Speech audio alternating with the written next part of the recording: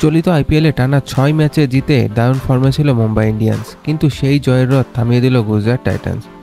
গতকাল মুম্বাইকে 3 উইকেটে হারিয়েছে শুভমান গিলের নেতৃত্বাধীন গুজরাট, আর সেই সঙ্গে পয়েন্ট টেবিলে শীর্ষে উঠে গেছে তারা। প্রথমে ব্যাট করে মুম্বাই তোলে 8 উইকেটে 155 রান। উইল জ্যাকসন করেন 35 বলে 53 আর সূর্যকুমার করেন 24 বলে 35 রান। কার্বিন বোস করেন 27 রান। বাকি কেউ ভালো কিছু করতে পারেনি। এরপর গুজরাট ব্যাটিংয়ে নেমে দারুণ শুরু করে। 14 ওভারে তাদের রান ছিল 2 উইকেটে 160 রান। এমন সময় বৃষ্টি নামে। খেলা কিছু সময় বন্ধ থাকার পর আবার শুরু হয়।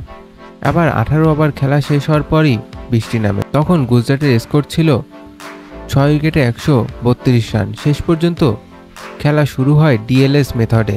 1 ওভারে কমিয়ে দেওয়া হলে লক্ষ্য দাঁড়ায় 15 রান। শেষ বলে 1 রান দরকার ছিল। আরশাদ খান দৌড়ে সেই রান তুলে নেয়। হার্দিক পান্ডিয়ার সামনে রান আউটের সুযোগ থাকলেও সরাসরি স্টাম্প ভাঙতে পারেনি, আর সেই সুযোগেই জয় নিশ্চিত করে গুজরাট। শুভমান গিল 43 রান করেন, বাটলার 30, রাদারফোর্ড 28 রান করে ম্যাচের গতিপথ বদলে দেয়। এই জয়ে 11 ম্যাচে 16 পয়েন্ট নিয়ে সবার উপরে গুজরাট, আর 12 ম্যাচে 14 পয়েন্ট নিয়ে চতুর্থ স্থানে মুম্বাই।